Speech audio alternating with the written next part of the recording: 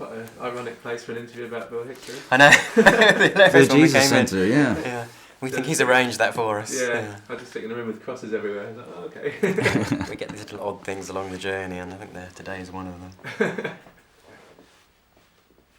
I'm not quite sure why it was picked. No, it's just cheap central London. Yes, it's close and it's cheap. We're rolling. Okay, great. So, I mean, I've been a Bill Hicks fan for years and years, since I was young, and absolutely love him. But how would you kind of describe him for someone that hasn't heard of him? Bill Hicks was a scabrous and provocative and deep-thinking comedian who came over from the US and tore up the UK in 91 and 92. He died tragically young of pancreatic cancer, aged 32, and 16 years after he died, his material is still being discovered by new people. Quite often he's referred to as the comedian's comedian, and he's considered to have influenced stand-up comedy of almost all of the stand-ups working today over the last 20 years.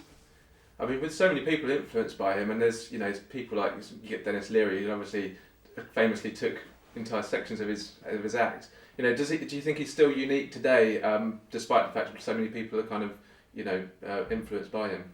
I think that there's an authenticity with Bill that you don't see replicated very often. A lot of performers, create an on-stage persona. Bill was always himself, and that's a larger version of who the guy was. But that's, I think, and that's why he's remained so timeless, is people draw inspiration from that, that that here's someone who absolutely believes in what they're saying, and they can't be bought or compromised. And I think that's what... Sorry. No, I was about to agree with you, which is that there's a great line in the documentary. Like one of his friends, Dwight, who's also a comedian, says that the point of being a good comedian is not being like Bill Hicks. It's not being angry and smoking and wearing black. It's about your inner voice matching your outer voice, and that's true of all artists. So stand up in that way for Bill was essentially a way of expressing who he was as a person. It wasn't about an on-stage persona that he created. So people who might have taken his material or his attitude will never really be the same as someone who lived it in the way that he did. When did you guys first sort of discover Bill, and what was it about him that made you want to make the documentary, and how did you then approach to make it? Well, I was a director. I was doing bits of TV in the UK, but I'd also on the side put on some tribute nights with comedians and rare footage tributes to Bill, and that was the way that we'd first got in touch with the Hicks family. But we were also very aware, I think, that there was a number of approaches being made to the family all the time about documentaries, and so that was kind of why the sort of the newer approach of the animated style was something that was necessary to move it forward. And I've been doing television comedy for a number of years, early stuff on BBC and Channel 4, and there's a certain disposable nature to doing that kind of thing. It's fantastic fun to discover new comedians, but when this came along, it was the chance to do something that really mattered. It was a long time in the coming, a film about Bill Hicks, and he's someone who really did need preserving on the cultural timeline. And it was clear when we started that it had been 12 years already, and people aren't going to be around forever to tell the story. So it was very clear that this wouldn't happen again, and that we had to we had the one chance to do this properly. So it began as a television documentary, but we realised straight away there was a much bigger job to be done with it. And you mentioned before about the kind of animated techniques that you used. How did you sort of go about that? What did you decide on that for? And how easy was it to then do? It looked quite complicated. Well, it began. We knew there were hundreds and hundreds of photos of Bill. So it began. We did some early tests. So we realised that it could be done. The story could be told in this way. What happens then, though, is that you go and do the interviews with these 10 people that knew Bill. The stories poured out of them with just such vividness. A lot of things. It was like it had happened months before, not 12, 13 years before. And it was really then that we realised what the true job was going to be, to create the visuals for these stories that people had told us. And the first thing was that there weren't photographs of most of it. So the tests we'd done had been on real photos where you split someone from a background and you can create some 3D movement.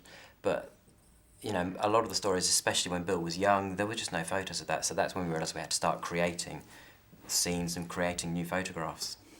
Going back to Bill's comedy, his background was kind of, he kind of attacked a lot of what he grew up with in his comedy, and people close and stuff. Why do you think he did that as a comedian? And he attacked things like religion. He obviously came from quite a religious background, and Can you just tell us a bit about that? Well, I think that as the film shows, I mean, Bill kind of grew up in a fairly affluent suburban sort of 60s and early 70s, Houston neighbourhood.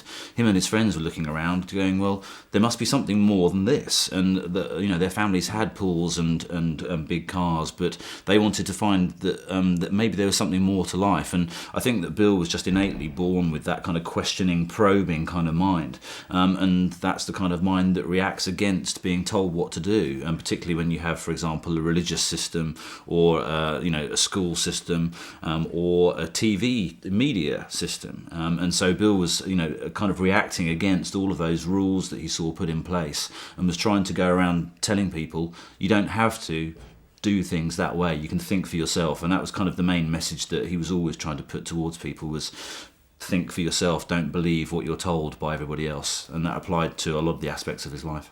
I think a lot of it came from his mum as well. So Bill was 5 years younger than his brother and sister, and so his mum had gone through, and his parents had gone through bringing up two smart but very strong-minded other children as well.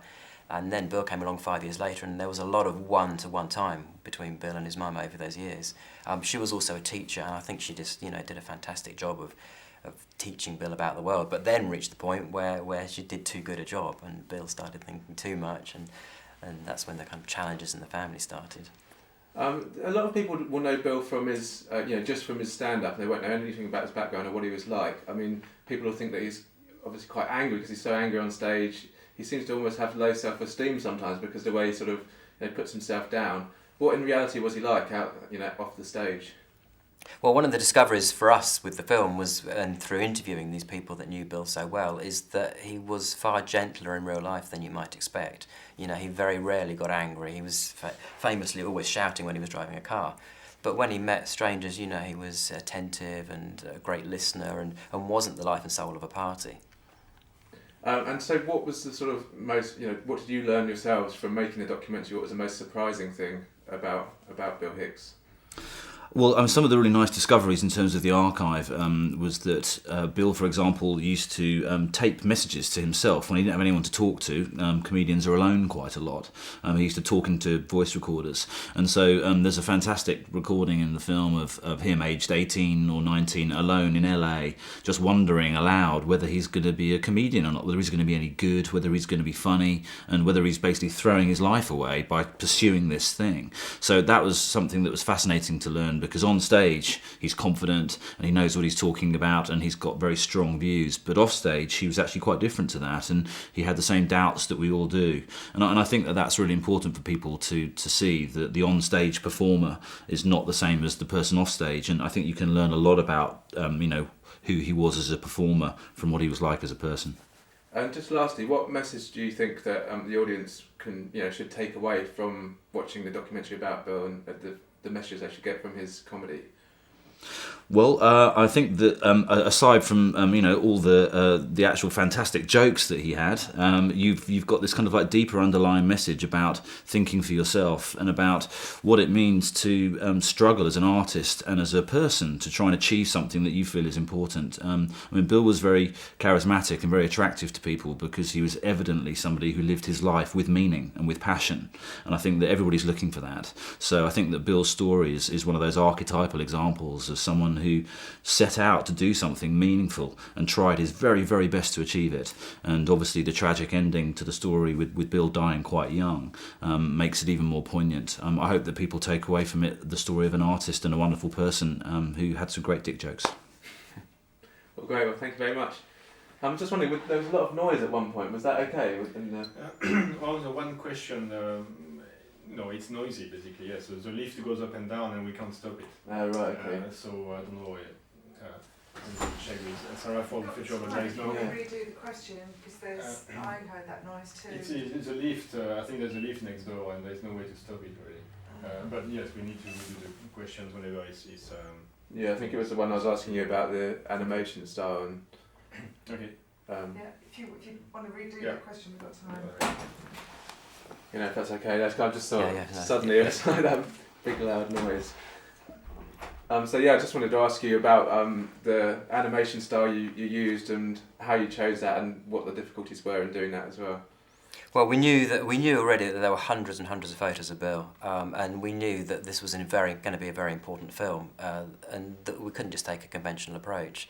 And we did some early tests and realised that this could work and we could tell a story in this way.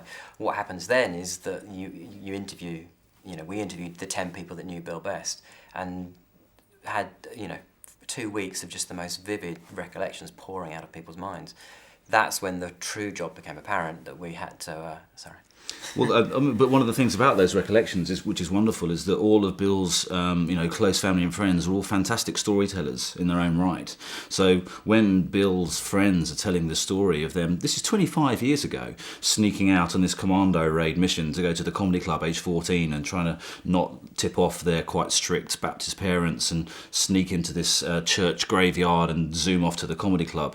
That kind of wonderful recollection is the kind of thing that the film does really, really well with the photo animation technique, because the photos can take you back to the time and the place. So you're not looking at a 50-year-old person recollecting something that happened 30 years ago. You're actually with Bill and his friends in this clapped out old RV, clappering along the road going to the comedy club. And so I think that's something that the animation technique does that a regular documentary can't do. It takes you back into this immersive world with the characters so that you're going through those experiences with them. And so far the audiences at the festivals that we've shown it at have found that incredibly powerful. Okay, thank you very much. Thanks. So happy to do that again. Cheers. Good luck with the documentary.